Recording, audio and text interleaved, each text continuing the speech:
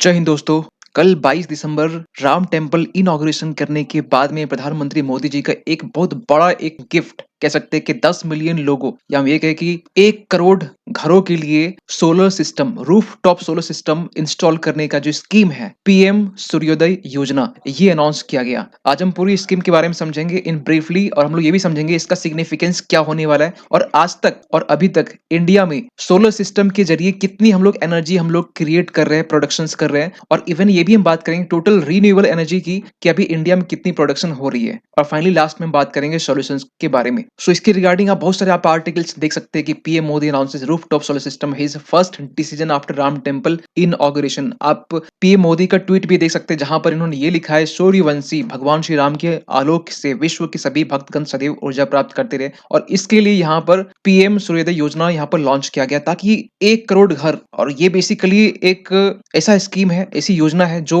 Village, जो town area, छोटे town area वहां को टारगेट करेगा क्योंकि खासकर एनर्जी को लेकर, इलेक्ट्रिसिटी को लेकर गांव के एरियाज में या फिर हम छोटे टाउन के एरिया की बात करें तो वहां पर क्राइसिस देखी जाती है। बिजली आते भी है तो एक कम टाइम के लिए आते हैं, बहुत एक शॉर्ट टाइम के लिए, तो इसके लिए एक रामबाण हो सकता है और एक बहुत बड़ा कदम भी हो सकता है। सो इसके रिगार्डिंग आप बहुत सारे आर्टिकल्स देख सकते हैं मीडिया आउटलेट में और ये पीआईबी की तरफ से ये चीजें पब्लिश की गई थी कल ही डेट में, कल शाम के टाइम में 7 बजे के टाइम में। सो एक्चुअली क्या होना यहाँ पर देखिए, कल मोदी जी ने साफ साफ ये कहा कि कल एक ऑस्पिशियस ओकेजन जो अयोध्या टेम्पल को लेकर था, इसके बाद में मोदी जी का जो रेजोल्यूशन है आगे आने वाले टाइम के लिए ये और भी मजबूत हो चुका है। इसीलिए यहाँ के भारत के सभी लोगों के लिए यहाँ पर ये सभी नहीं, ये कह सकते कुछ लोग, मतलब जो खासकर डिसएडवांटेज क्लास से बिलोंग करती है या फिर हम ये कहें कि वो क्लास जो कहीं ना कहीं इलेक्ट्रिसिटीज जिनको प्राप्त तो होती है लेकिन बहुत कम टाइम के लिए, तो उनके लिए खासकर ये कहा जा रहा है कि उनके छतों पर सोलर रूफ टॉप सिस्टम होना चाहिए या हम बोल सकते हैं सोलर पैनल होना चाहिए जिसके जरिए उनके घरों तक एनर्जी, इलेक्ट्रिसिटी मिलती रहे। सो इसी के लिए यहाँ पर फर्स्ट डिसीजन लिया गया है आफ्टर रिटर्निंग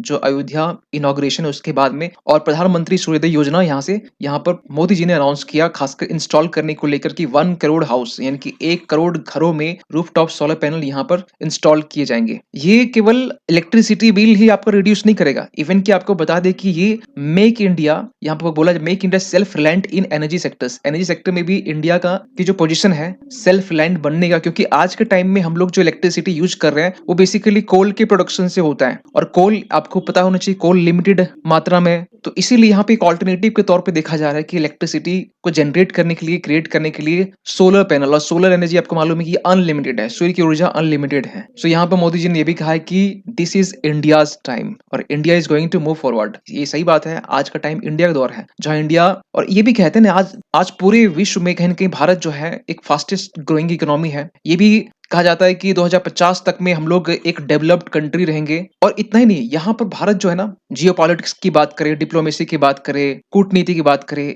यहाँ पर इंडिया आज के टाइम में, प्रेजेंट के टाइम में यूएस, चाइना, रशिया ये सबसे आगे है। कैसे हम अपने पड़ोसी देशों से डील करते हैं, किनसे किस तरीके से डिप्लोमेटिकली हम लोग फॉरेन रिलेशंस को डील करते हैं, पाकिस्तान, चाइना, इवन की ईरान से कैसे डील कर रहे हैं, साथ ही साथ यूएस से कैसे डील कर रहे हैं, साथ में जो रिलेशंस है वो बैलेंस कर रखा हुआ है। इतना ही नहीं, आपको बता दें कि यहाँ पर मोदी जी भी कहते हैं now we will not stop, यहाँ पर रुकने वाले नहीं है, ये चीजें हम लोग लगातार इसको कंटिन्यू करते रहेंगे। जो डेवलपमेंट की जो सीढ़ी है उसको हम लोग आगे भी कंटिन्यू करते रहेंगे। लेकिन हम बात करें आज के टाइम में, देखिए इंडिया ने 2030 का डेडलाइन रखा है 500 गीगावाट रीन्यूएबल एनर्जी टारगेट करने के लिए। आपको बता दें कि इंडिया में जो एनर्जी जनरेट होती है वो आपको पता होना चाहिए कि आज के टाइम में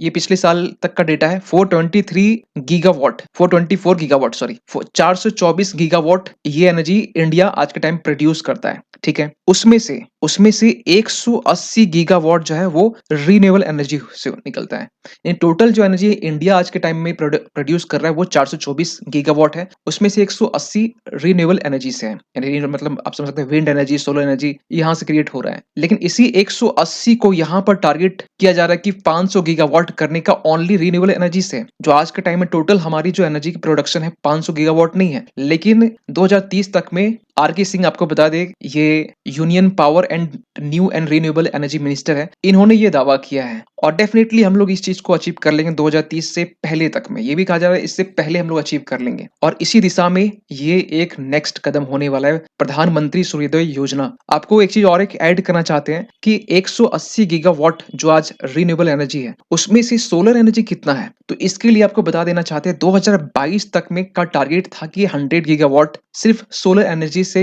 एनर्जी को प्रोड्यूस करना, लेकिन ये टारगेट हम लोग अचीव नहीं कर पाए और ये 2022 तक में हम लोग, मतलब 22 तक क्या है, हम लोग इवन कि 23 जून 2023 तक में हमारा टारगेट कितना अचीव हुआ, 70 गीगावाट के आसपास में। तो फिर भी हम लोग 50% 70% जो टारगेट है वो अचीव किए हैं और इसी दिशा में यहाँ पर अब जो बातें चल रही है कि जो रूफ टॉप को लेकर, देखिए सोलर एनर्जी हम लोग कितना प्रोड्यूस कर रहे हैं, 70 गीगावाट, उसमें भी उससे भी जो रूफ टॉप सोलर पावर है 2022 तक का टारगेट था उसमें 40 गीगावाट, लेकिन 40 में से इसमें हम लोग कितना अचीव किए, तो जून के आंकड़े ये बताते हैं 2023 के 11 गीगावाट। टोटल कितना रहा, 70 गीगावाट जो सोलर एनर्जी से हम लोग प्रोड्यूस कर रहे हैं। उसमें से भी रूफटॉप सोलर पावर जो है वो उसमें से 40 गीगावाट का टारगेट था, लेकिन हम लोग 11 हम लोग अचीव किए। आई होप कि डाटा में आपको कहीं दिक्कत नहीं हो रहा होगा और ये चीजें तब निकल के आ रही है। देखिए आज के टाइम में इंडिया कोल से एनर्जी ज्यादा प्रोड्यूस करता है, जहां भारत की जो जनसंख्या है पूरे वर्ल्ड का 17% है और आज हम लोग कार्बन डाइऑक्साइड के एमिशन में जो कंट्रीब्यूट करते हैं, जो इंडिया की तरफ से जो CO2 एमिशंस में जो भागीदारी है वो 4% है। मतलब बाकी देशों, डेवलप्ड कंट्री के मामले में या पॉपुलेशन जिनकी कम है उसके मामले में तो इंडिया बहुत कम है। फिर भी इंडिया अपने साइड से क्लाइमेट चेंज जैसे कंसर्न्स को समझते हुए यहाँ पर इंडिया ने अपने साइड से रिन्यूएबल एनर्जी ऊपर फोकस ज्यादा किया गया है। इवन कि आपको बता दें कि इस योजना के तहत में इंडिया की जो रिन्यूएबल एनर्जी है और ओनली स्पेसिफिक हम बात करें सोलर एनर्जी की, तो वो बेसिकली आज 70 है। तो इसके बाद में ये जो कैपेसिटी है वो बढ़ने वाली है, 100 प्लस होने वाली है। लेकिन 2030 तक में 500 करना, ये ऐसा नहीं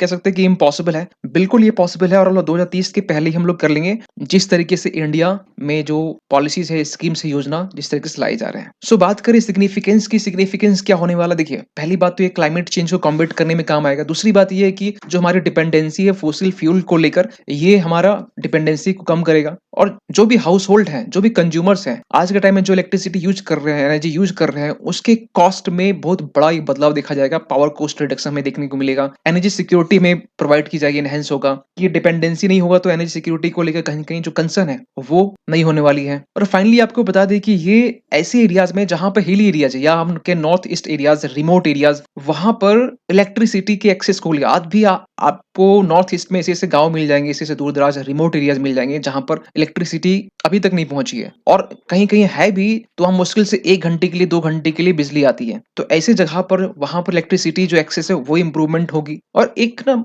बड़ी प्रॉब्लम देखी जाती है खासकर पावर सप्लाई को लेकर, अनइंटरप्टेड पावर सप्लाई, जो बिजली आती है वो कट कट कट के आती है, कभी कभार आती है। ये चीजें सॉल्व होने वाली है और इसके लिए सरकार ने भी यहाँ पर 3 फंडामेंटल पिलर्स के बारे में बात यहाँ पर की गई है, खासकर इंडिया के एनर्जी ट्रांजिशन के एम्बिशंस को ट्रांसफॉर्म करने के लिए। और ये भी कहा जा रहा है कि इस तरह ये 3 पिलर्स को अगर हम लोग इम्प्लीमेंट कर देते तो ये 90% जो नेशंस का जो एमिशंस है, कार्बन डाइऑक्साइड एमिशंस, ये कम हो जाएगा। देखिए और उस दिशा में पीएम सर्वोदय योजना जो है एक ऐसी योजना है जो उसका कहीं पार्ट है, एक छोटा कंट्रीब्यूशन कह सकते हैं। तो 3 पिलर में सबसे पहला जो पिलर है वो ग्रिड डीकार्बोनाइजेशन, की जितने भी हम लोग इलेक्ट्रिसिटी जो पिलर होते हैं, जो टावर जो कहते हैं खेतों में लगे होते हैं दूर दराज तक लिंक करने के लिए, वो चीजें होनी चाहिए। जो एनर्जी प्रोड्यूस हो रही है वो कार्बन यानी कि कोल से नहीं होना चाहिए। जो ऐसा नहीं कि मतलब ये एक शॉर्ट प्रोसेस है, ये एक लंबा प्रोसेस है, क्योंकि हम लोग एकदम से हम लोग चीजों को डीकार्बोनाइज नहीं कर सकते हैं। हम लोग एक ग्रेजुअल मैनर में, फेज वाइज मैनर पर चीजों को डीकार्बोनाइज कर सकते हैं। दूसरी बात ये कि इंडस्ट्री में जितने भी कोल यूज होते हैं, जितने भी नॉन रिन्यूएबल एनर्जी यूज की जा रही है, इसको लेकर यहाँ पर डीकार्बोनाइज करने की बात की जा रही है। प्लस नेक्स्ट में लास्ट में यहाँ पर कहा जा रहा है जो ट्रांसपोर्ट है, जो व्हीकल्स है, इसके ट्रांजिशन को लेकर और बेसिकली यहाँ फोकस किया जा रहा है खासकर इलेक्ट्रिक व्हीकल्स को लेकर। लेकिन इलेक्ट्रिक व्हीकल्स में भी आपको मालूम होना चाहिए कि जो यहाँ से भी जो चार्जेबल व्हीकल्स है, इनको भी इलेक्ट्रिसिटी जो मिल रही है वो कहाँ से मिल रही है, आपके कोल से मिल रहा है। तो इसके ऊपर भी फोकस ध्यान रखना पड़ेगा, क्योंकि रिन्यूएबल एनर्जी का जो टोटल कंट्रीब्यूशन है वो 180 गीगावाट है आज के टाइम में, जहां 500 गीगावाट के हम लोग एक टारगेट सेट किए हुए कि हम लोग 2030 तक पहले अचीव कर लेंगे। उसमें से टोटल जो एनर्जी प्रोडक्शन है इंडिया का 424 गीगावाट है और उसमें से भी 180 गीगावाट रिन्यूएबल एनर्जी है। और उसमें भी हमारा जो सोलर पैनल का है ना, वो हमारा